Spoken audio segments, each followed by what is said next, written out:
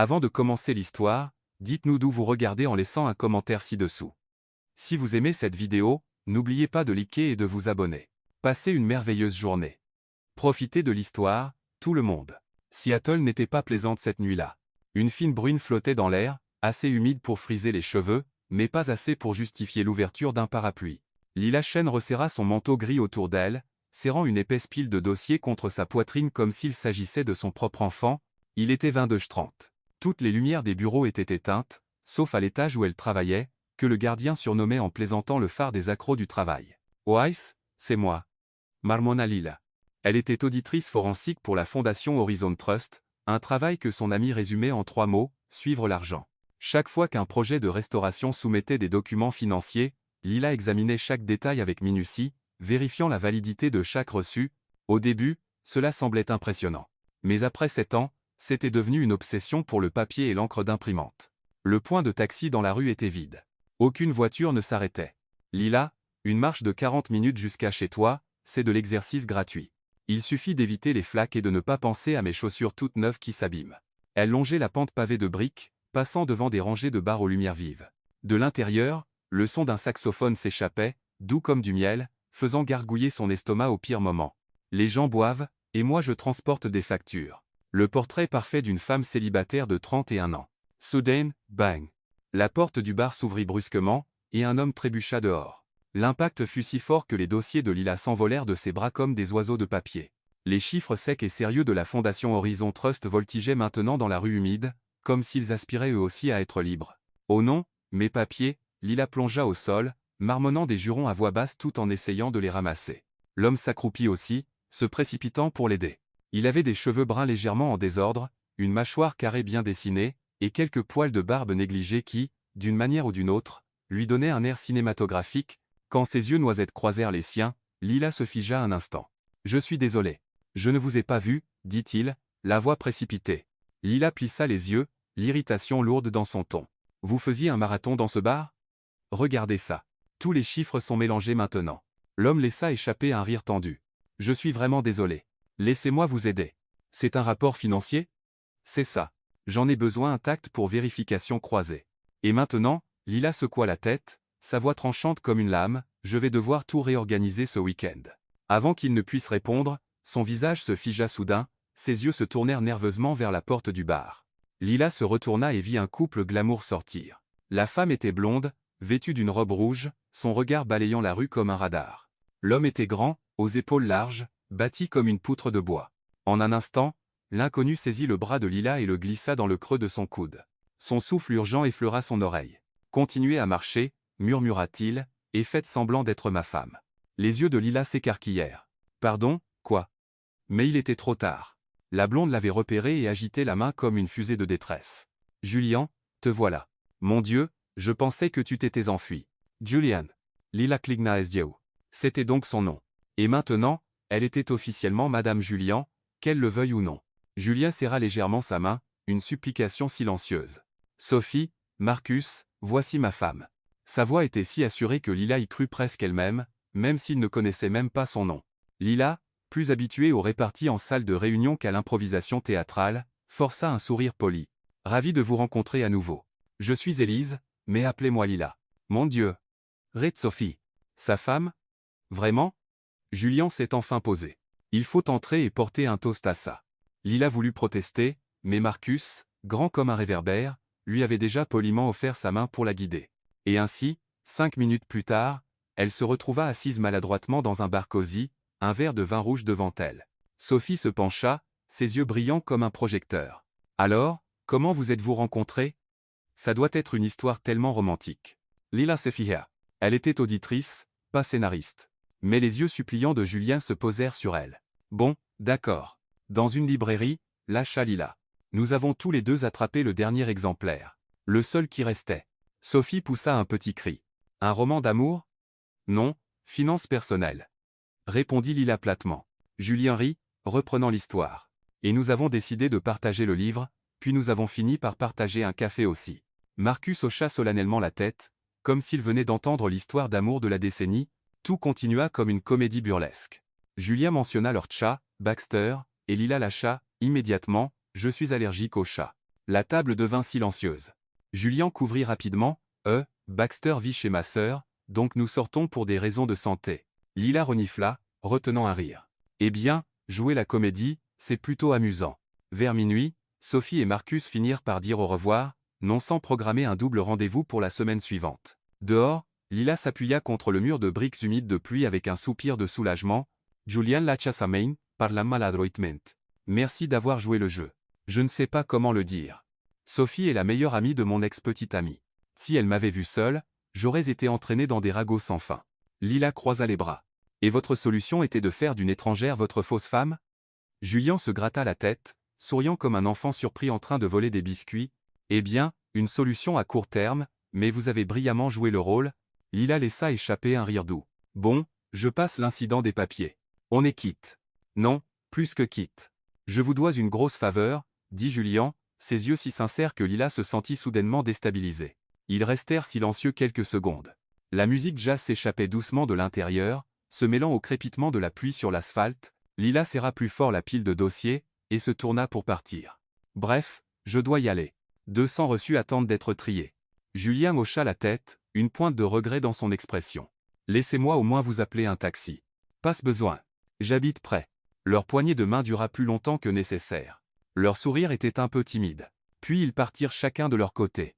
En s'éloignant, Lila ressentit une étrange sensation, comme si cette comédie absurde avait entrouvert quelque chose de réel. Elle rit doucement, secouant la tête. Une fausse femme? Complètement fou. Mais sous la pluie de Seattle, pour la première fois depuis des mois, ses pas semblaient plus légers. Le lundi matin, le bureau de la Fondation Horizon Trust était aussi bruyant que d'habitude, les imprimantes ronronnaient, les téléphones sonnaient sans arrêt, et Lila tapait des chiffres depuis 8-0. Elle pensait entamer une semaine ordinaire jusqu'à ce que Clara, la réceptionniste aux cheveux bouclés connue pour ses ragots, apparaisse à son bureau avec un sourire malicieux. « J'ai quelque chose pour toi, Lila. » Devant elle, un bouquet de tulipes jaunes, si grand qu'il bloquait presque l'écran de son ordinateur. Les pétales étaient charnus, dorés comme le soleil, et attirèrent immédiatement un chœur de bavardage parmi ses collègues. « Eh bien, de qui ça vient? Quelqu'un envoie des fleurs à une auditrice. La fin du monde doit être proche. Un admirateur secret, hein ?»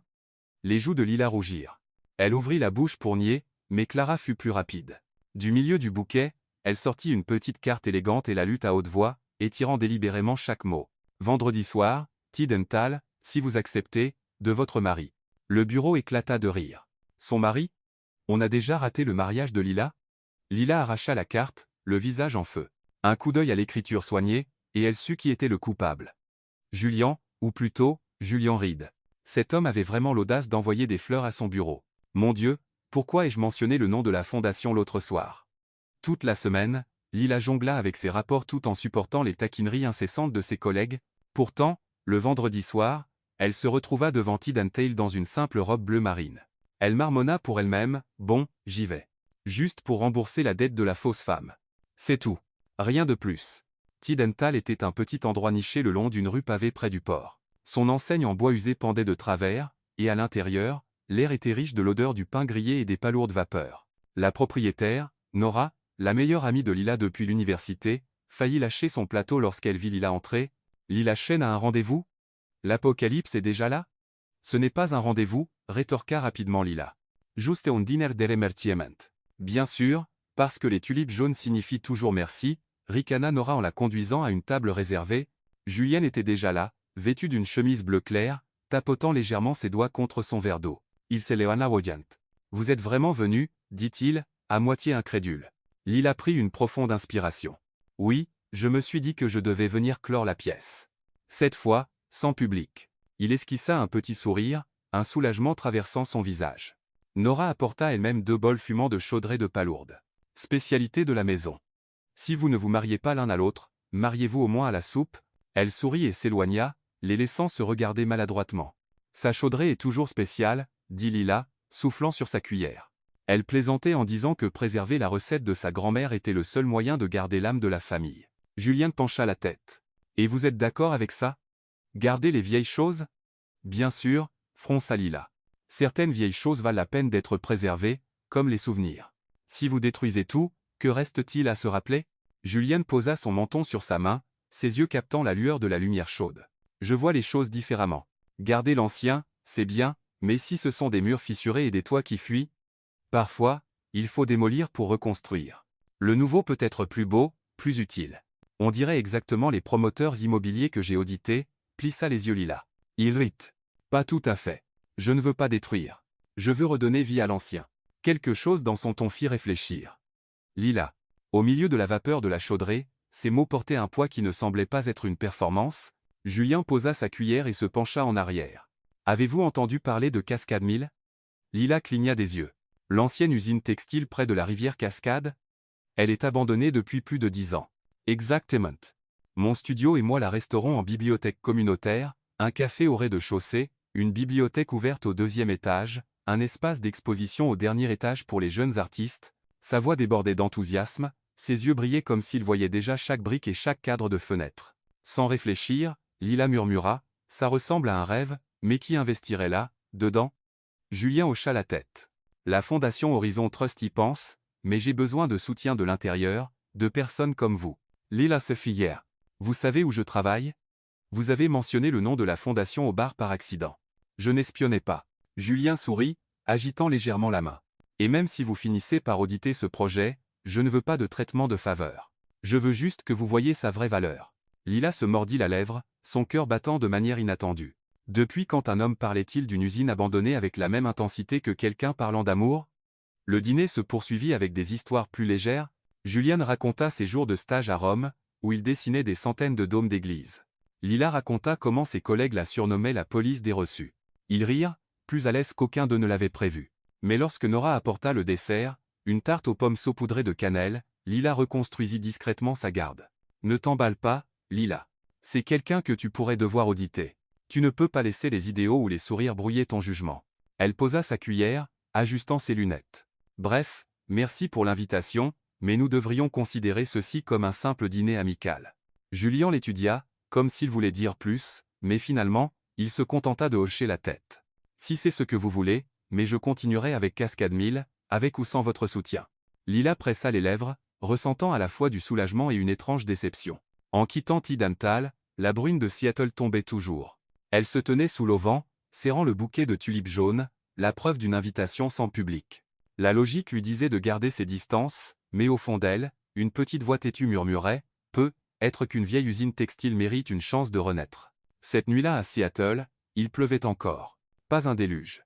Mais la bruine familière qui rendait l'air humide, les cheveux frisés, et les chaussures neuves rapidement tachées, Lila resserra le col de son manteau, suivant Julien dans les rues vides, à moitié curieuse, à moitié prudente. « Où m'emmenez-vous exactement » demanda T, la suspicion dans la voix. « J'espère pas un autre bar. J'ai épuisé mon quota annuel d'apparitions en fausse épouse. » Julien rit doucement. « Pas de bar, un endroit que je pense que vous voudrez voir, mais si ce n'est pas le cas, vous avez la permission de me gronder. » La réponse vague ne fit qu'accentuer la lassitude de Lila. Mais quelques minutes plus tard, lorsqu'ils tournèrent dans une rue étroite pavée de briques, elle s'arrêta net. Au coin se dressait une vieille vitrine avec une enseigne en bois délavé. La poussière recouvrait les marches, et la porte était scellée depuis longtemps. Et pourtant, dans la fenêtre sombre, une lanterne en papier rouge brillait encore, chaude et dorée, sa silhouette vacillante tremblant contre la vitre embuée. La poitrine de Lila se serra. Elle reconnut immédiatement. Starlit Page, la librairie de sa mère. Depuis le décès de sa mère, la boutique était plongée dans le silence. Impossible. Sa gorge se noie. L'électricité a été coupée il y a des années. Elle se tourna vers Julien, la suspicion brillant dans ses yeux. Attendez, comment connaissez-vous cet endroit? Ce n'est pas un lieu qu'on emmène quelqu'un par hasard. Julien hésita un instant mais ne détourna pas le regard. Je suis passé par ici plusieurs fois. Chaque fois qu'il pleut, cette lanterne s'allume. On dit que quelqu'un continue de payer la facture pour la garder allumée. Je ne sais pas pourquoi, mais cette vue m'a rappelé ce que vous avez dit à Tidental à propos de garder l'ancien plutôt que de le détruire. Alors ce soir, j'ai pensé que vous voudriez être le voir. Lila l'étudia, cherchant une trace de vantardise, mais elle ne vit que de la sincérité. Il n'avait aucune idée que c'était son souvenir privé. Quelque chose en elle s'adoucit, résistant à l'envie de repousser. La lueur de la lanterne la ramenait à d'innombrables après-midi d'enfance.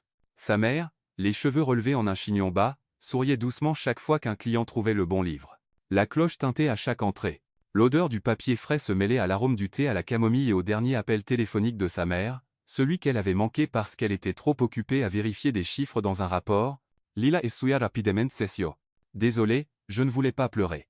C'est juste, c'est bon. Dit Julien doucement. Certains souvenirs, si vous ne pleurez pas pour eux, ils ne guériront jamais. Elle se tourna vers lui.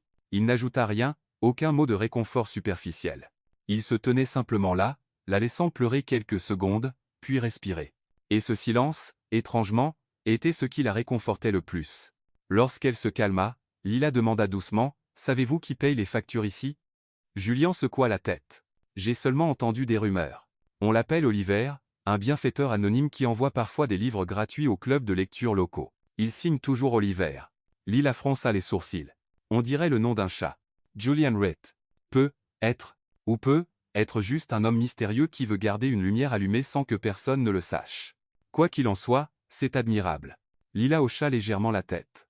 Une étrange gratitude monta en elle pour l'inconnu qui avait discrètement maintenu la mémoire de sa mère vivante avec une petite lueur obstinée. Soudain, la brune se transforma en averse. Ils se précipitèrent tous les deux sous l'aube de la librairie. Julien secoua sa veste, ses cheveux trempés en désordre, ressemblant à un personnage de film burlesque. « Vous ressemblez à un rat noyé », lâcha Lila. « Et vous, c'est mieux » rétorqua Julien, pointant ses lunettes couvertes de gouttes de pluie. « Vous aurez besoin d'essuie-glace juste pour lire vos rapports. » Lila éclata de rire, le son se mêlant à la tempête. L'air entre eux s'allégea. Ils se tenaient côte à côte sous les trois auvents, écoutant la pluie tambouriner sur le toit de tuiles. À l'intérieur, la lanterne rouge brillait encore, se reflétant dans les yeux de Lila comme une petite étoile. À un moment, la main de Julien effleura la sienne. D'abord, un contact hésitant, comme s'il demandait si elle se retirait. Lila se raidit, puis le laissa faire. Sa main était chaude, un contraste frappant avec l'air humide et frais de la nuit. À cet instant, il n'y avait ni spectateur, ni rôle de fausse épouse, juste deux personnes, un souvenir, et la lueur défiant l'obscurité d'une lanterne qui refusait de s'éteindre. La pluie s'adoucit en bruine. Lila retira doucement sa main, inspirant profondément. « Merci de m'avoir emmené ici. Vous ne saviez pas, mais cet endroit compte beaucoup pour moi. » Julien hocha légèrement la tête, sans insister, sans fouiller. « Je pense juste que certaines lumières méritent de rester allumées, peu importe qui les maintient. » Lila se détourna, mais au fond d'elle, elle savait. Le mur qu'elle avait construit avec des chiffres et de la logique venait de se fissurer, et à travers cette fissure, sa main chaude avait trouvé un chemin. Le mardi, le bureau de la Fondation Horizon Trust était inhabituellement calme. Certains collègues avaient choisi de travailler de chez eux à cause de la pluie. Lila, elle, restait collée à son bureau, ensevelie sous une pile imposante de dossiers. La routine familière. Café noir, cheveux soigneusement attachés, stylo rouge à portée de main. Elle plaisantait en disant que son travail consistait à utiliser une loupe pour inspecter chaque centime. Mais aujourd'hui, au lieu des rapports sexe habituels, elle se tourna vers le dossier Cascade 1000, et, étrangement, après seulement quelques pages, quelque chose la fit s'arrêter. Elle plissa les yeux, comparant deux feuilles presque identiques. Les descriptions étaient presque les mêmes. Les chiffres étaient parfaitement ronds, comme des beignets. Lila laissa échapper un rire doux. Et quand les beignets sont aussi dodus, ils ont forcément trop de graisse. Elle tourna les pages, ses doigts tapotant inconsciemment sur le bureau. Une page portait un tampon officiel. À première vue, cela semblait légitime. Mais en examinant les lettres discrètes dans le coin inférieur droit, Lila se figea, Read and Wave Studio. Elle s'enfonça dans son fauteuil. Impossible. D'accord. Pourquoi le tampon du studio de Julien est-il dans ce dossier? La question lui piquait l'esprit comme une petite aiguille. Cela ne faisait pas saigner, mais ça piquait à chaque fois qu'elle y pensait. Cet après-midi-là, un message de Julien apparut. Cours de danse latine ce soir. Vous avez deux pieds gauches? J'ai besoin d'une partenaire qui peut suivre mes désastres. Lila rit à haute voix. Song or create, voici. Mais sa logique murmurait, n'oublie pas le tampon discret dans ses dossiers. Pourtant, finalement, elle se présenta au studio de danse dans une robe simple, les cheveux attachés haut. L'instructeur cria, uno, do, tre. Lila avança avec son pied gauche. Julien fit de même avec son pied gauche. Résultat. Sa chaussure arborait désormais une longue marque noire sur le bout. Vous essayez de dessiner de nouvelles frontières, c'est ça? Lança Lila avec un regard noir. Désolé. Promis, la prochaine fois, je marcherai plus légèrement, grimaça Julien. Ce n'est pas une promesse. C'est une menace. Toute la classe éclata de rire. L'instructeur secoua la tête et les surnomma le couple aux deux pieds gauches.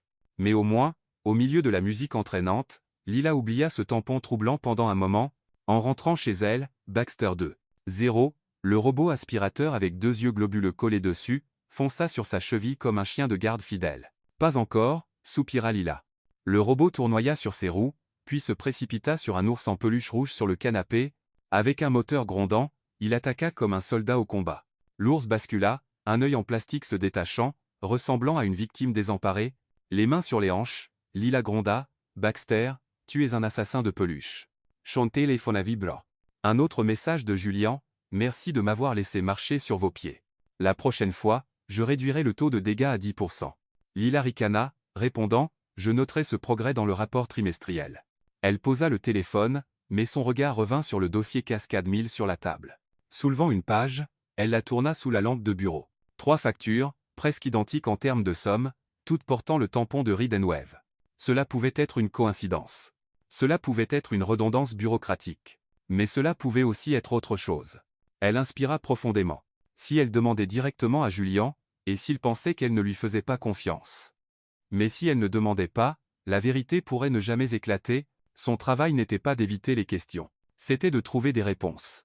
Lila laissa la feuille retomber sur la pile et s'appuya contre son dossier. Dans le salon, Baxter 2.0 finit par soumettre l'ours en peluche, bipant en signe de victoire. Lila secoua la tête, à moitié amusée, à moitié exaspérée.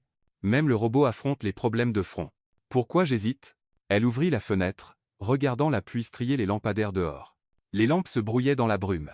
Son cœur voulait s'accrocher à l'innocence qui avait commencé à germer au fil des dernières rencontres. Mais son travail continuait de lui enfoncer une aiguille dans la paume, une piqûre subtile lui rappelant que quelque chose n'allait pas.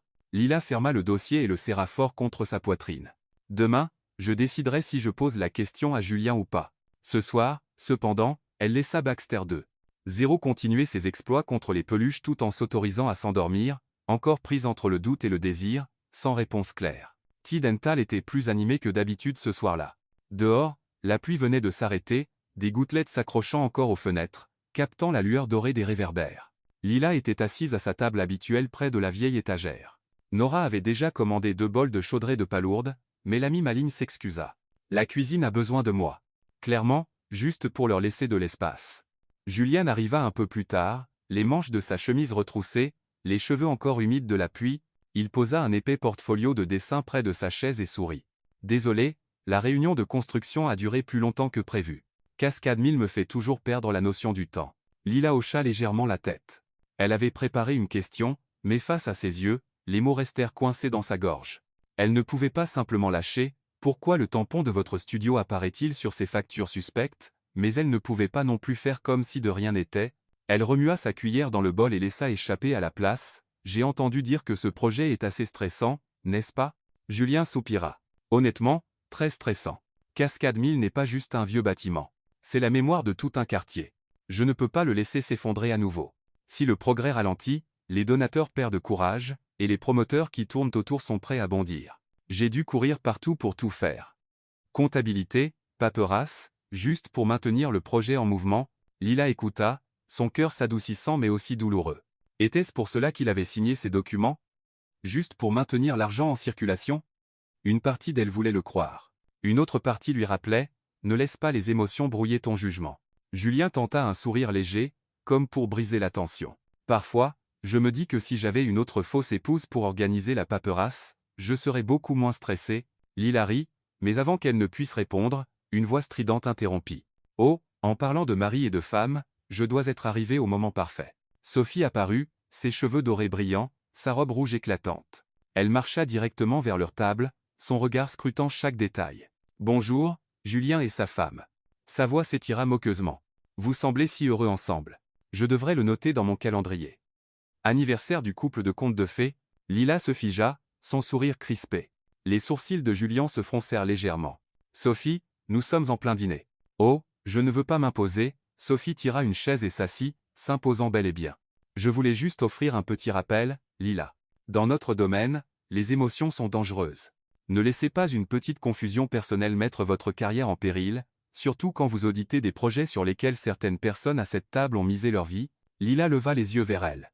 Chaque mot était comme une petite lame acérée, trop légère pour faire couler le sang, mais assez pour laisser des éraflures. La voix de Julien devint ferme. « Sophie, ça suffit. » Mais Sophie se levait déjà, ajustant son sac et lançant un sourire aussi doux que du sucre artificiel. « Je ne fais que me montrer prévenante.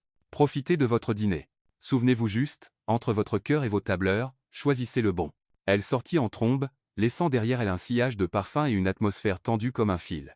Lila resta silencieuse un long moment. La cuillère dans sa main était devenue froide, mais sa poitrine brûlait d'une tempête d'émotions. D'un côté, elle voulait rire des théâtrales évidentes de Sophie, de l'autre, l'avertissement frappait sa plus grande peur.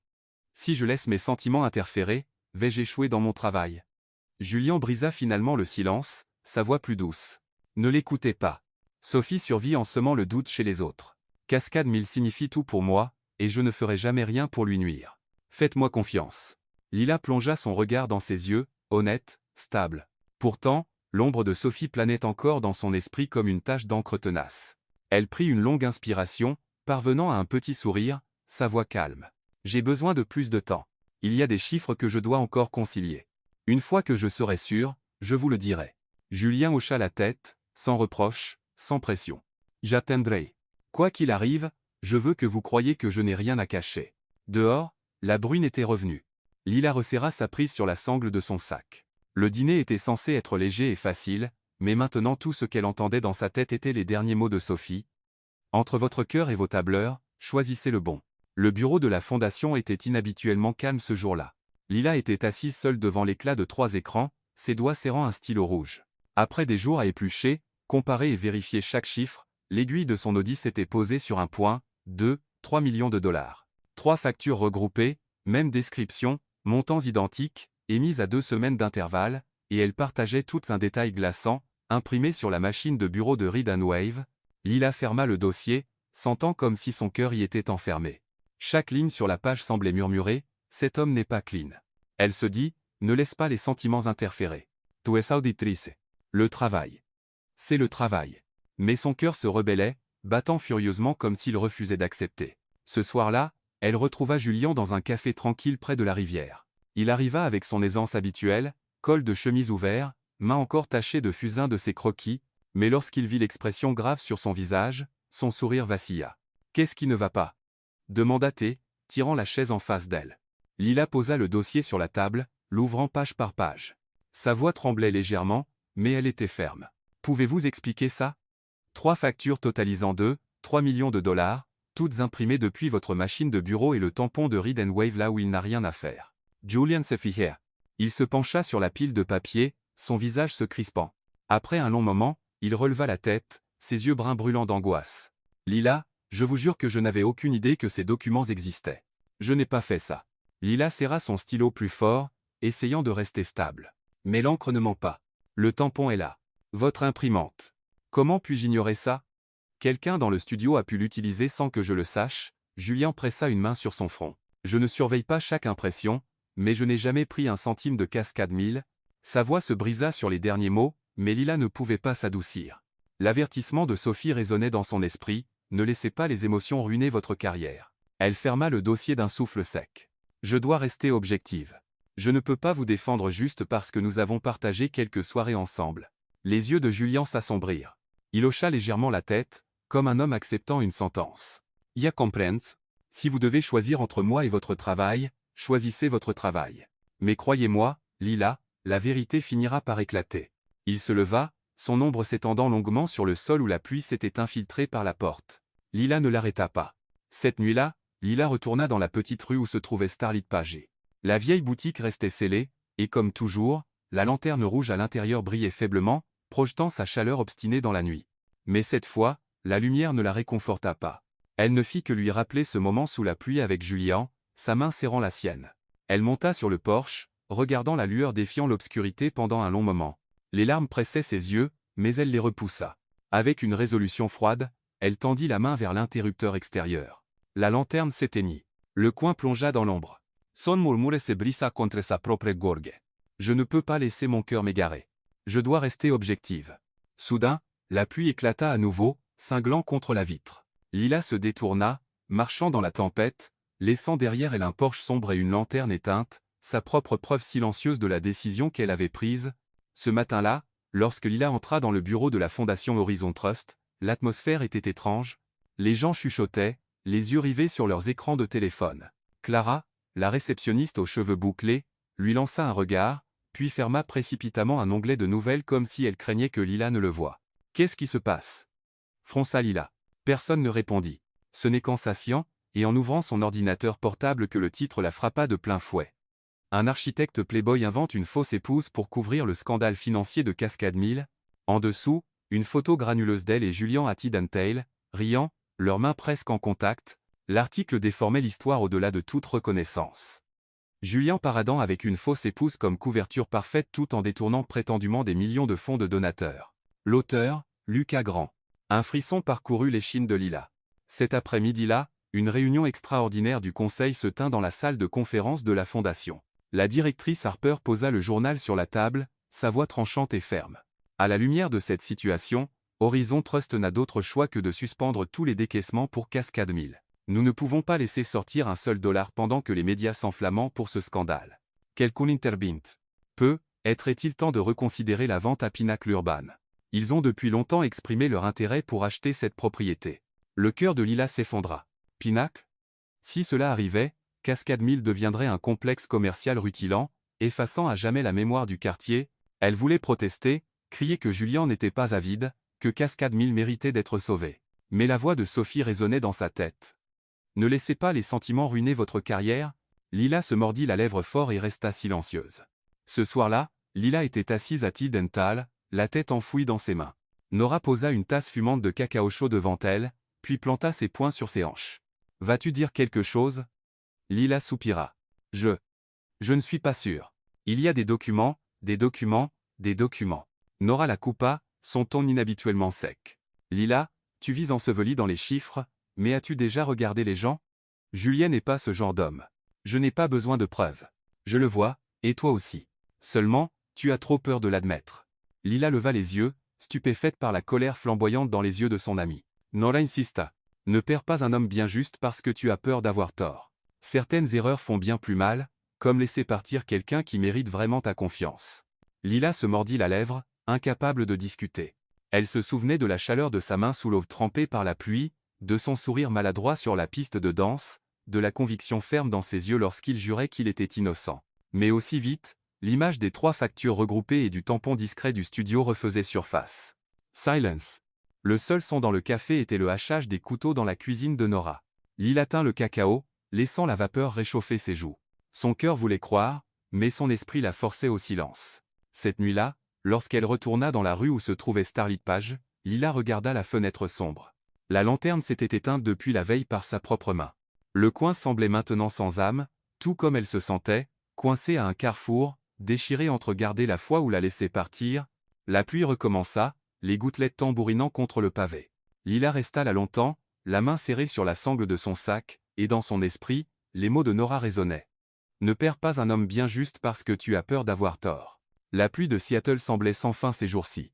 Lila était assise seule dans le bureau de la fondation, les yeux fixés sur l'éclat de l'écran. Les dossiers de Cascade Mill étaient toujours là, silencieux comme s'ils la défiaient. Mais aujourd'hui, au lieu de relire ligne par ligne, elle plongea directement dans les fichiers originaux, que les contractants avaient téléchargés dans le système. Elle ouvrit le dossier d'archives, le cœur battant. En théorie, les PDF étaient tous générés à partir d'un programme comptable standard.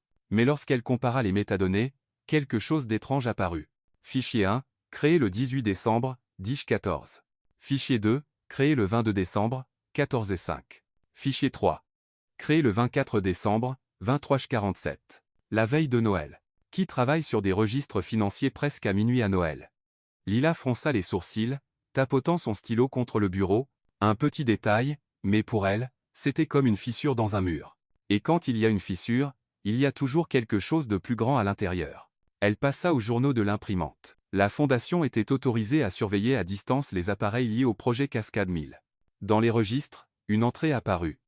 CTPRN2, heure d'impression également le 24 décembre, 23h50. Lila s'effia. Cette imprimante était bien celle de Read & Wave, mais qui l'avait utilisée? 2 jours plus tard, grâce à un contact dans la gestion de l'immeuble où Read & Wave louait son bureau, Lila obtint une copie de la vidéo de surveillance de la veille de Noël. La vidéo tremblait légèrement sous la lumière jaune pâle. Une silhouette entra, casquette de baseball baissée, épaules beaucoup plus étroites que celle de Julian. La personne brancha une clé USB et lança l'impression. Les feuilles sortirent, rapidement tamponnées. Le visage était masqué, mais le profil de côté était assez clair pour que Lila reconnaisse. Ethan, le jeune architecte, l'assistant de confiance de Julian. Lila serra les poings. Une partie d'elle ressentait du soulagement, au moins, ce n'était pas Julian, mais la colère et la déception flambaient tout aussi fort. Pourquoi, Ethan? Et pourquoi falsifier des documents qui pourraient pousser Julien dans le désastre? Elle organisa une rencontre avec Ethan dans un petit café au bout de la rue. Lorsqu'elle entra, Ethan faillit renverser son latte sous le choc. À peine plus de 20 ans, avec des taches de rousseur sur le visage, il ressemblait à un enfant pris la main dans le pot de biscuits. « Haha, mademoiselle Lila », bégaya Ethan, les yeux fuyants. Lila ne perdit pas de temps. Elle posa la clé USB avec la vidéo sur la table, sa voix calme mais ferme. La veille de Noël, bureau de Reed & Wave. Vous avez imprimé ces factures. Pourquoi? Le visage d'Ethan blêmit, ses mains se tordant ensemble. Pendant un long moment, il respira fort, comme quelqu'un courant en montée, avant de murmurer, ils m'ont forcé. Qui, ils, pressa Lila. Pinnacle Urban. Le nom envoya un frisson dans l'échine de Lila. Ethan baissa les yeux, les mots jaillissant comme un flot. Les gens de M. Pinnacle m'ont approché. Ils ont dit que tout ce que j'avais à faire était d'imprimer quelques papiers, d'ajouter le tampon, et en retour, j'obtiendrai une avance pour une nouvelle vie. Ils m'ont promis une bourse en Europe, un emploi prestigieux. J'ai été faible. Les yeux de Lila flamboyaient, son cœur un nœud de fureur et de pitié. Te rends-tu compte de ce que tu as fait? Tu as jeté Julian, ton propre patron, dans un piège. Il a été qualifié de détourneur de fonds, et Cascade Mill est sur le point d'être englouti. Des larmes montèrent aux yeux d'Ethan. Je sais. Je le regrette tellement, mais quand ils ont mis l'argent devant moi, j'ai paniqué, et j'ai pris. Je n'avais jamais pensé que ça dégénérait ainsi. Je pensais que c'était juste quelques feuilles de papier. Lila prit une inspiration profonde et douloureuse. Tout ce temps, elle avait douté de Julian, lui avait tourné le dos, alors que la véritable trahison venait de ce jeune homme. Sa voix tremblait. Tu dois dire la vérité. Les preuves, les transactions, tout, c'est le seul moyen de blanchir Julian et de sauver Cascade Mill. Ethan secoua la tête frénétiquement, terrifié. Si je parle, ils me détruiront. Pinnacle, il peut mettre fin à ma carrière avant même qu'elle ne commence. La main de Lila cessera un point. Penses-tu que te taire sauvera ta carrière? Ce que tu tiens n'est pas une bourse. C'est une condamnation. Pas seulement pour Julian, mais pour toi-même. Ethan se mordit la lèvre, les yeux brouillés. À cet instant, il semblait n'être qu'un enfant perdu pris dans une tempête trop grande pour lui. En rentrant chez elle, Lila resserra son imperméable, marchant à travers les flaques qui scintillaient sous les réverbères. Dans son esprit, les voix s'entrechoquaient, la confession tremblante d'Ethan, le regard brisé de Julian face au dossier, la réprimande cinglante de Nora. Ne perds pas un homme bien juste parce que tu as peur d'avoir tort. Elle savait qu'elle ne pouvait plus rester silencieuse. Ce qu'Ethan avait révélé n'était pas une erreur. C'était un complot. Et si elle rassemblait les fragments, la vérité émergerait. Pourtant, la culpabilité pesait lourdement sur sa poitrine. Je l'ai douté. J'ai été celle qui a éteint la lanterne la plus brillante. Lila s'arrêta au coin où se trouvait Starlit Page. La boutique était sombre, sans vie, les gouttes de pluie tapant contre l'auvent. Elle resta là longtemps, la main tremblante sur l'interrupteur extérieur, mais elle la retira. « Pasencore » murmura Teige. La lanterne brillera à nouveau quand la vérité le fera. 2 jours plus tard, le petit café au bout de la rue sentait encore légèrement la cannelle et jouait de vieilles chansons de Noël. Lila était assise en face d'Ethan, la clé USB argentée posée entre eux comme une petite bombe. Il tremblait, les doigts entrelacés, les yeux fuyants. « Ethan » dit lentement Lila, la voix ferme mais stable. « Si tu remets tout, email, registre de transfert, et le contrat original de relations publiques rédigé par Sophie, tu auras encore une chance de réparer ça. Si tu t'accroches à ça, ça ne fera que t'entraîner plus bas. » Ethan secoua la tête, la voix brisée. « J'ai peur. Ils me détruiront. Sophie, Pinnacle, ils ont du pouvoir. Je ne suis qu'un stagiaire. » Lila posa légèrement sa main sur la clé USB, son regard inébranlable. « Penses-tu vraiment qu'ils t'épargneront? Quand tout sera révélé, ils auront besoin d'un bouc émissaire, et ce bouc émissaire, ce sera toi. Julien porte déjà la faute pour toi. Vas-tu vraiment rester là à regarder l'homme qui t'a fait confiance être enseveli vivant? » Ethan cligna rapidement des yeux, des larmes scintillant dans la lumière jaune chaude. Après une longue pause, il sortit une enveloppe froissée de son sac. À l'intérieur se trouvaient des documents imprimés et une seconde clé USB. « Voici les contrats. Je l'ai sauvegardé parce que j'avais peur qu'il me trahisse aussi. » Sophie avait écrit les directives pour la campagne de diffamation. Et là, il posa quelques feuilles supplémentaires, des bordereaux de transfert bancaire clairement marqués de paiements étiquetés avance pour bourse européenne. Lila soupira de soulagement. Elle rassembla tout dans le dossier, se sentant à la fois plus légère et plus lourde. Une seule chose restait. Julian devait savoir. Ils se retrouvèrent au studio Reed & Wave, les murs tapissés de dessins massifs. Julien émergea, les yeux cernés d'épuisement, mais portant toujours une détermination farouche. Lorsqu'il vit Ethan derrière Lila, il se figea. Ethan. Juste un mot, lourd comme une pierre. Ethan gardait la tête baissée, les lèvres tremblantes. Lila donna un petit hochement de tête à Julian, l'encourageant, « Écoute-le. » Julienne s'approcha, s'arrêtant juste devant son jeune protégé. Pas de cri, pas de rage, juste une question rauque.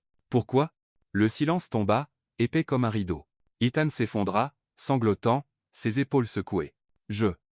J'étais faible. Ils m'ont promis une bourse, un emploi prestigieux, une nouvelle vie. J'ai vu l'argent, l'opportunité, et j'avais peur de ne jamais l'avoir si je restais juste un assistant pour toujours. Je t'ai trahi. Des larmes éclaboussèrent le plan étalé sur la table, formant des taches sombres. Julian le regarda en silence, son visage marqué d'une profonde déception. Mais lorsqu'il parla, sa voix était plus douce. Ethan, si tu étais venu me voir dès le début, j'aurais pu trouver un moyen de t'aider. Au lieu de ça, tu as pris le raccourci, et ça a poussé Cascade 1000 directement dans la gueule du loup. Comprends-tu? Tu as presque tué toute une mémoire. La respiration d'Ethan se bloqua, et il s'effondra sur une chaise. Je suis désolé. Je n'attends pas de pardon.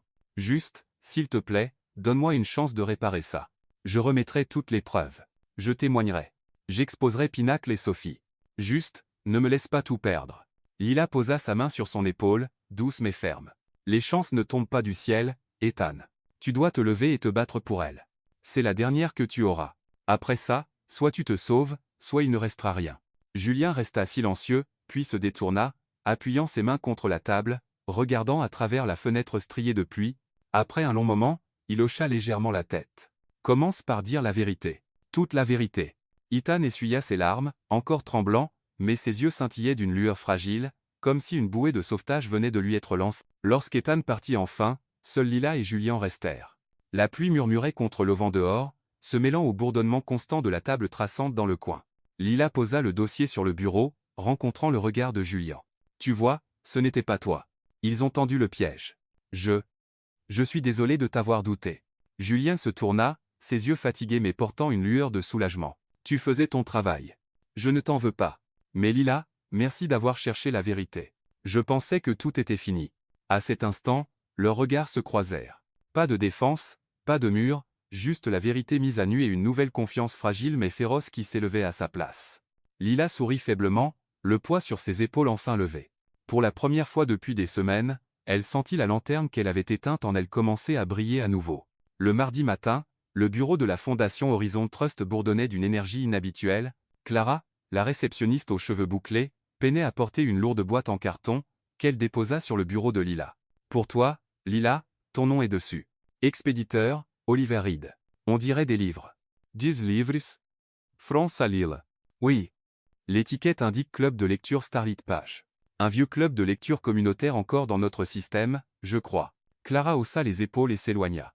Lila s'effillait. Starlit Page, la librairie de sa mère, l'endroit où, de nombreux après-midi, sa mère lisait des contes de fées aux enfants du quartier. Après le décès de sa mère, la boutique était restée silencieuse. Mais clairement, le nom du club persistait dans la base de données communautaire, et maintenant le colis avait été transmis à la fondation sous son nom. Ses mains tremblaient alors qu'elle déchirait le ruban adhésif. À l'intérieur se trouvait une pile de livres.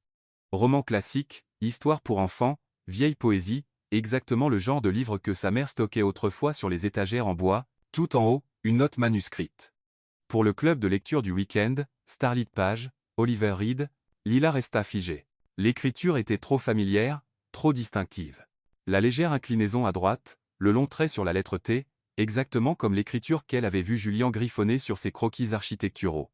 Presque personne n'écrivait ainsi. Reed, son nom de famille. Oliver. La même figure mystérieuse qui payait la facture d'électricité pour garder la lanterne allumée. Son cœur battait, une tempête de confusion et de lumière. Oliver Reed pouvait-il être lui? Cet après-midi-là, elle envoya un message. « Julien, j'ai besoin de vous demander quelque chose, pas à propos des dossiers. Pouvons-nous nous rencontrer? Sur le ferry de Bainbridge, quand j'ai la tête en désordre, je vais près de l'eau. Julian, d'accord. » Le pont du ferry était balayé par le vent, la brune embuant l'étendue grise de l'eau, la ville s'éloignant derrière eux.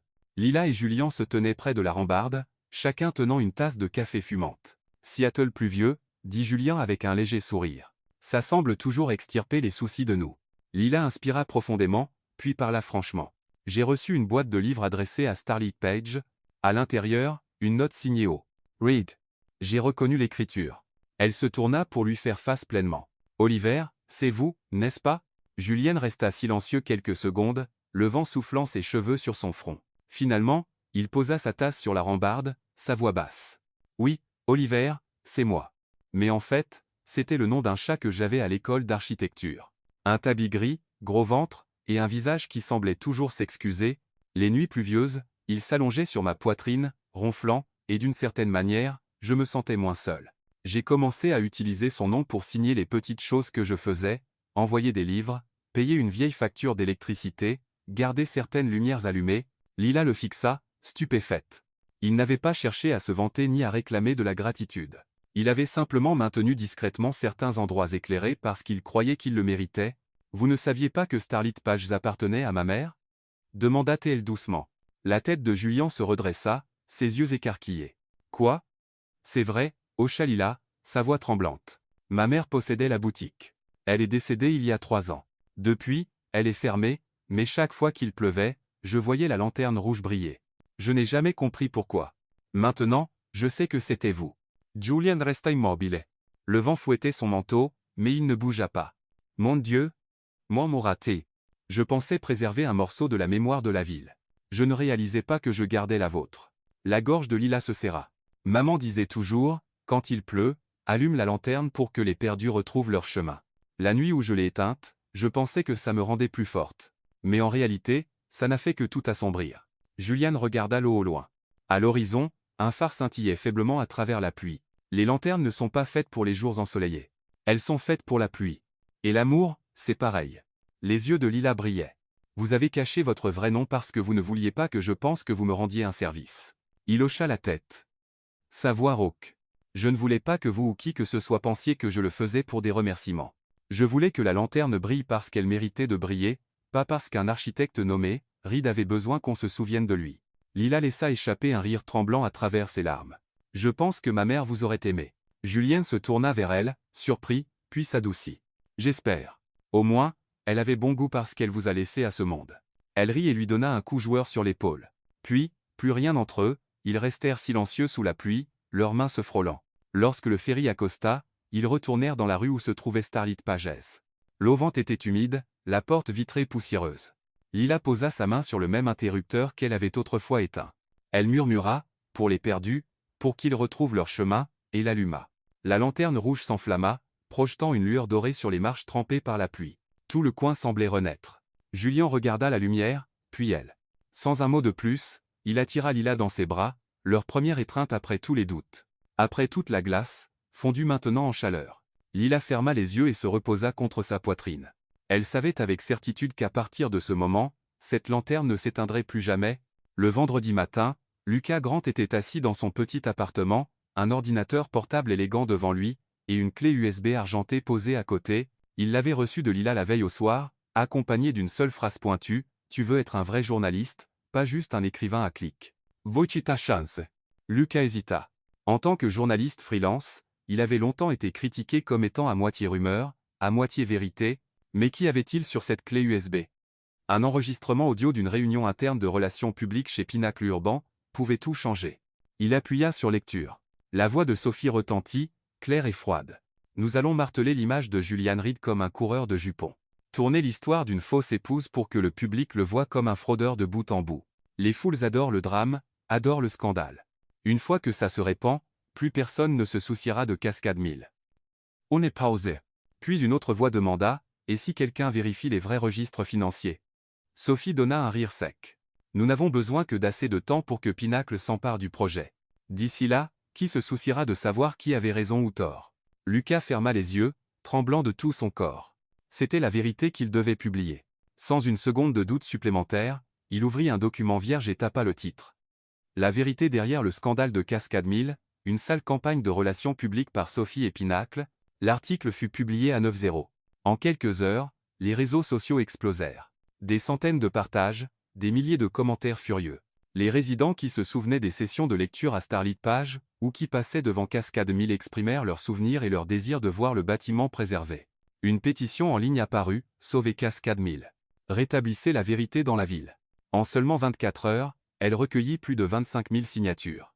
Les chaînes de télévision locales reprirent l'histoire, diffusant d'anciennes images, Cascade Mill à son apogée, les ouvriers textiles souriant à leur métier à tisser, le quartier animé avant son abandon. La pression publique monta. Le conseil de la Fondation Horizon Trust fut forcé à une réunion d'urgence. La directrice Harper se tint devant le microphone et déclara « Nous rétablissons officiellement les décaissements pour Cascade Mill. La vérité est maintenant claire. Le projet a été sali par des tactiques médiatiques contraires à l'éthique. La Fondation ira de l'avant avec Reed & Wave pour préserver ce site historique. » Dans la salle du conseil, Lila resta figée. Elle avait eu peur jusqu'à la dernière minute, mais maintenant, c'était comme si une pierre avait été enlevée de ses épaules. Julian se tourna vers elle, ses yeux doux. « Tu l'as fait. » De l'autre côté de la ville, Sophie bouillonnait de rage en lisant l'exposé de Lucas. Mais les enregistrements audio, le contrat de relations publiques noir sur la clé USB, et le témoignage d'Ethan, tout cela se dressait contre elle. Pinnacle Urban se précipita dans une conférence de presse. Pinnacle, le visage pâle, lut une déclaration. Nous nous excusons auprès de la communauté pour la mauvaise gestion de l'information. Nous mettons fin à notre contrat avec Sophie Carter, et coopérons pleinement avec l'enquête. Les journalistes lancèrent des questions. Votre entreprise a-t-elle délibérément répandu des mensonges pour s'emparer de Cascade Mill? Pinnacle esquiva, mais son évasivité ne fit qu'attiser la colère publique. Le sort de Sophie fut plus dur. La direction la licencia cet après-midi-là. En quittant le bâtiment, une foule de photographes l'encercla, les flashs explosant. Le visage autrefois fier était maintenant vidé, ses yeux creux.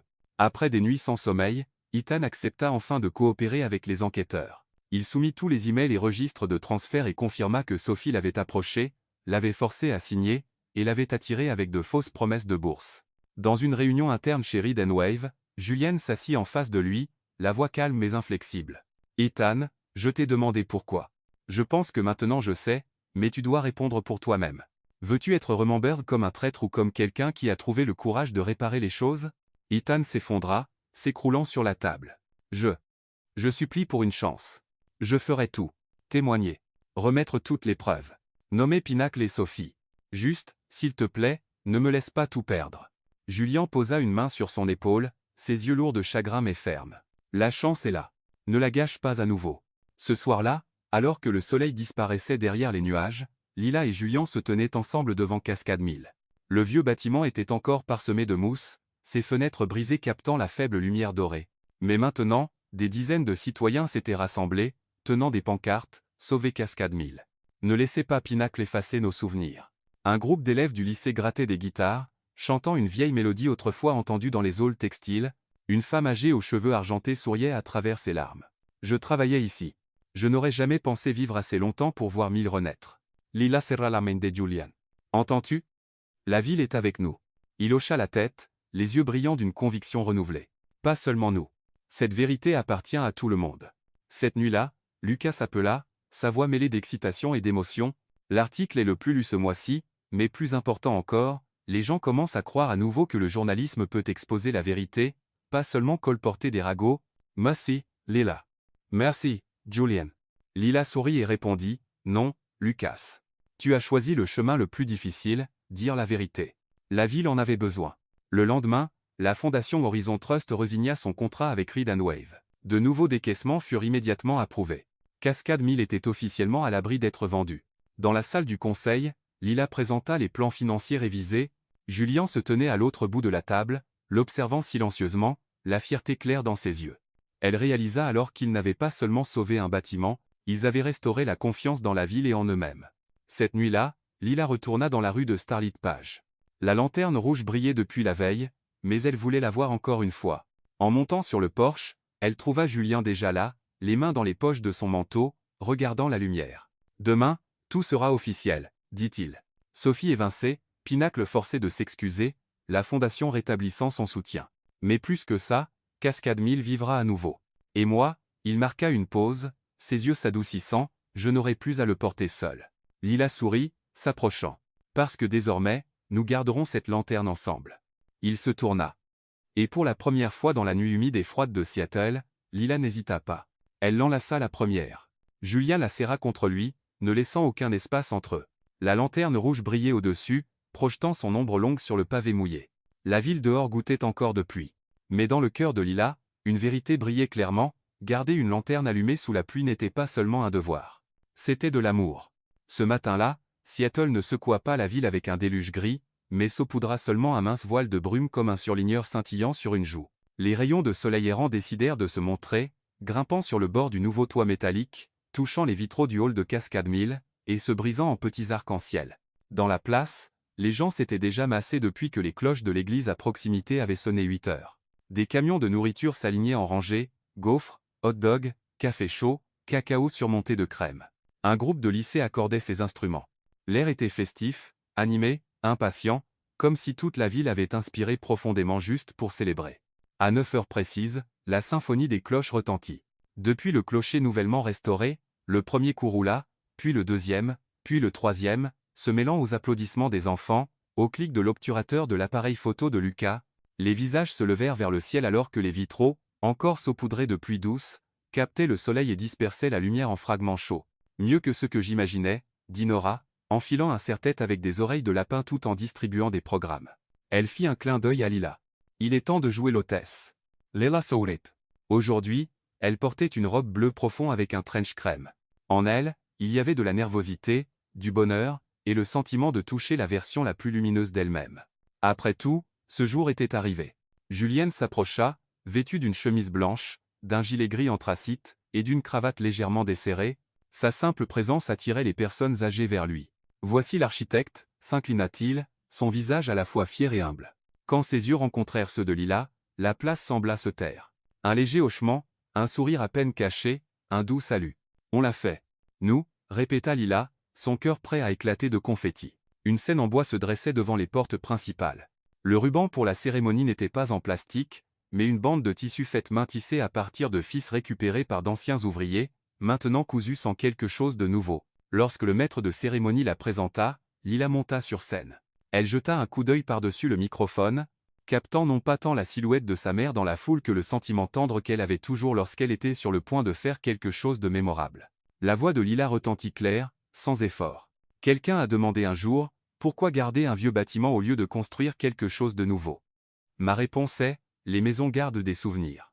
Ici, il y avait autrefois le son des métiers à tisser, des rires pendant les pauses, de la sueur et des rêves pressés dans chaque brique. Elle désigna le couloir de verre. Des photos en noir et blanc du moulin à son apogée s'entremêlaient avec des clichés de restaurateurs ponçants, peignant, ajustant, de petits fragments du passé réchauffant le présent. Mais si les souvenirs restent seulement dans les murs, ils se transforment en poussière. Les gardiens d'une maison, c'est nous. Nous la maintenons en vie en y entrant, en lisant, en apprenant, en riant, en jouant, en créant des clubs, et en continuant l'histoire à notre manière. À partir d'aujourd'hui, Cascade Mill appartient à tout le monde, du bébé avec son premier livre d'images à la grand-mère racontant une dernière histoire la nuit. Les applaudissements éclatèrent. Quelqu'un siffla. Un garçon brandit une pancarte en carton, Cascade Mill égale deuxième maison. Lila sourit, clignant rapidement des yeux pour ne pas chasser les larmes. Et une dernière chose, dit-elle. Merci à tous ceux qui ont signé, partagé, se sont tenus sous la pluie pour le protéger. Merci à ceux assez courageux pour réparer les choses. Merci à celui qui a gardé les lumières allumées à travers la tempête. Cette ville est belle parce que nous croyons les uns en les autres. La meilleure partie arrive, marmonna Lucas derrière son objectif. Il jeta un coup d'œil à ses collègues, plaisantant. Ok, titrez ça, mais ne le faites pas trop mièvre. Ou en fait, allez-y, faites le mièvre. Lila récoula d'un demi-passe. Julien s'avance. Sans micro, il tendit la main. Devant la communauté, il prit la main de Lila. Plus de fausses épouses. Plus de prétentions. Les applaudissements rugirent. Quelqu'un cria « Embrassez-vous, embrassez-vous ». Nora tira la langue et fit une grimace amusante à la foule. Silence. Ruban d'abord. Le couteau de cérémonie brillait. Ensemble, Lila et Julien coupèrent la bande tissée. Alors que le tissu se séparait, le clocher sonna une fois, comme un battement dans le temps. Les grandes portes s'ouvrirent, déversant une lumière dorée. Cascade Mill s'ouvrit. À l'intérieur du grand hall, les gens affluaient comme une brise fraîche. Des étagères à hauteur d'épaule débordaient de tout, des pièces de Shakespeare au manuel de jardinage en balcon.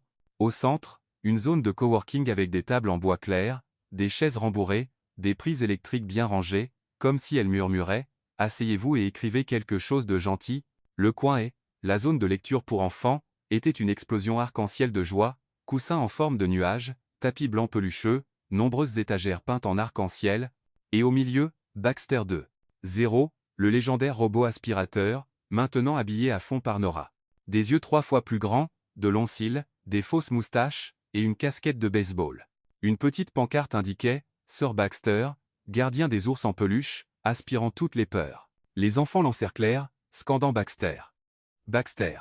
Le robot grogna de manière ludique, roulant après une balle en tissu que Nora avait lancée. Un garçon se retourna. « Madame, il mange les crayons ?» Lila répondit sérieusement, « Seulement les miettes de biscuit. » Le Ramin hurla de rire. « On peut lui mettre des yeux encore plus grands ?» demanda une fille. « Oh, voyons si j'ai des extra larges, » dit Nora, sortant d'énormes yeux de son sac. Les enfants applaudirent comme s'ils avaient vu de la magie. Baxter 2. Zéro cligna de ses nouveaux yeux surdimensionnés, si ridicules que Julian dut s'agripper à une étagère pour ne pas s'écrouler de rire. Ethan se tenait hésitant près de la porte, portant une boîte de livres. Lila hocha la tête.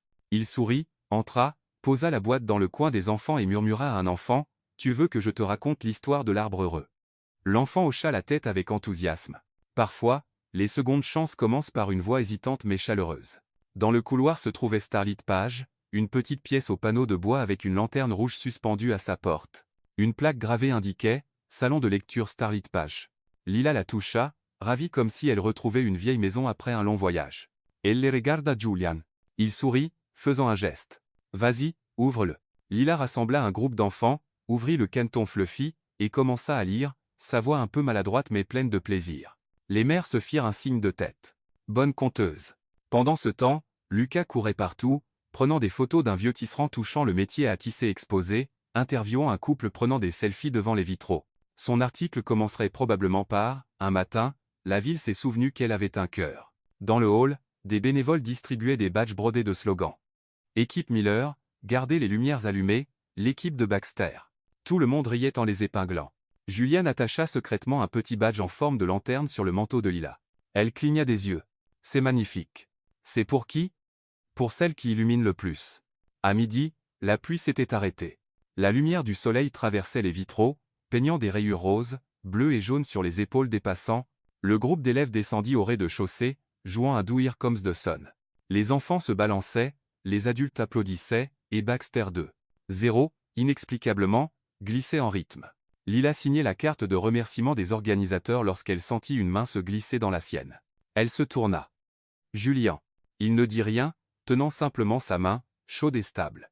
Quelques appareils photo capturèrent l'instant. Au lieu de huer, la foule acclama joyeusement, comme si tout le monde attendait ce moment. Nora siffla de manière taquine. « Mon Dieu, je pensais que ça n'arrivait que dans les films de Noël. »« Quel film ?»« C'est une série, » dit Lucas, sans jamais détourner les yeux de son objectif. La saison 2 s'ouvre avec des cloches et des yeux de robot double 20 ticelles. Julian se pencha, murmurant pour que seule Lila puisse entendre au-dessus de la musique. S'il fallait que je prétende une dernière chose, il marqua une pause, son regard assez profond pour lui retourner l'estomac, je prétendrai être calme quand tu es à côté de moi. Lila rit, les joues en feu. Tu joues bien, mais ta main tremble. C'est parce que le groupe joue vite, argumenta-t-il sans conviction. Pas vrai? Elle hocha la tête sérieusement. Vite, comme le cœur de quelqu'un qui dit quelque chose d'important. Aucun mot supplémentaire n'était nécessaire. Leurs regards se croisèrent, une proposition cachée suffisante sans génuflexion ni boîte à bagues. Juste la bonne personne, le bon jour, la bonne lumière. Nora surgit comme une bourrasque, fourrant 2 gaufres chaudes dans leurs mains, manger, puis aller sur la place. Il commence un cercle de danse libre. Quiconque rate un pas sera poursuivi par Baxter. 0, nettoyant leurs empreintes. Les enfants entendirent Baxter et crièrent « Baxter !» Baxter. Le robot grogna et fonça après une bulle de savon flottante. La salle entière éclata de rire. Lila mordit dans sa gaufre, du sucre glace saupoudrant son nez. Julien l'essuya avec son pouce, les yeux triomphants comme s'il avait résolu un puzzle difficile. Voilà, sucre illégal confisqué. Oh, s'il te plaît, lança Lila, mais son cœur fondit comme du glaçage. Au crépuscule, la place devint une piste de danse. Un grand cercle se forma avec le groupe d'élèves jouant des rythmes latins. Uno, dos, tres. Retentid le compte. Lila jeta un coup d'œil à Julian. Tu te souviens des 2 pieds gauches? Bien sûr, répondit-il. Mais aujourd'hui, j'ai entraîné un pied et demi droit. Ils plongèrent dans le cercle. Cette fois, pas de marche sur les chaussures, ou s'ils le faisaient, c'était avec amour. La foule applaudissait au rythme. Les lumières des vitraux au-dessus scintillaient comme une discothèque de contes de fées. Près du porche, une seconde lanterne s'alluma à Starlit Page. Nora annonça, des lanternes jumelles, double chance. Lucas cliquait, marmonnant, photo de couverture assurée. Ethan souleva un enfant, lui apprenant à compter uno, do, trait avec son accent maladroit, faisant rire la mère de manière incontrôlable. Un vieil homme brandit son badge de travailleur du moulin de 1968, se vantant « Je suis de retour en tant que gérant de la salle d'échecs ». La foule applaudit comme s'il avait décroché un emploi de rêve. Le ciel s'éclaircit, les étoiles apparurent, timides comme de nouveaux invités, mais en bas, personne n'était timide. Parler, rire, danser, et attraper un autre hot dog, pourquoi pas. Baxter 2. 0 eut droit à une recharge de 15 minutes, cassant une pancarte indiquant ronflement. Les enfants le gardaient comme un trésor national. Lila posa sa tête sur l'épaule de Julian, inhalant la brise salée accrochée à sa chemise. Elle entendit son battement de cœur calme, fin, puis gloussa. « Et, murmura-t-elle, si on va prétendre aussi longtemps, on devrait commencer un cours. » Prétendre rester calme sans teint. « Ouais, » répondit-il. Leçon 1. Se tenir la main. Examen final. Les garder. Je revendique un A+. Déclara Lila, serrant sa main plus fort. Les cloches sonnèrent pour clore l'événement, douces comme une promesse.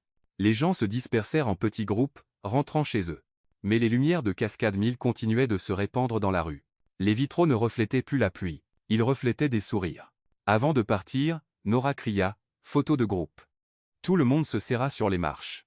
Lucas régla le minuteur de son appareil photo, sprinta dans le cadre, et trébucha sur Baxter 2. 0, à court de charge. Les rires explosèrent. 3, 2, 1, clic. L'instant fut capturé, mains liées, yeux brillants, une lanterne rouge pointant au bord comme une ponctuation de bonheur. La nuit s'installe, ciao.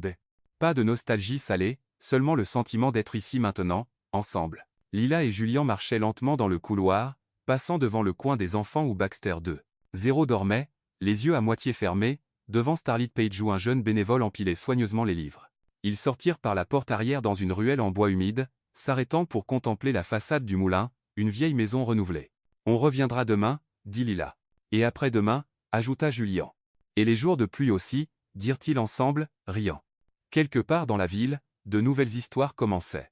Ici, l'ancienne souriait. Et alors que Lila serrait plus fort la main de Julian, elle savait que si quelque chose méritait d'être aussi solide que la brique, aussi clair que le verre, aussi lumineux que les lanternes, c'était la joie qu'il venait d'allumer. Simple, assez forte, rayonnante. « Allons-y, » dit Julian, avant que Baxter 2. 0 pense qu'on l'a abandonné en garde de nuit. Lila éclata de rire. « Demain, il sera promu majordome honoraire. »« Et moi ?» demanda Julian. « Tu es l'architecte professionnel du prétendre être calme. » Ils se cognèrent le front, rirent, et s'avancèrent dans la nuit, main dans la main, sous un ciel imparfait mais brillant. Derrière eux, Cascade 1000 brillait toujours. Devant, la ville s'ouvrait grand comme un livre tout neuf, frais de l'odeur du papier, prêt pour qu'ils écrivent,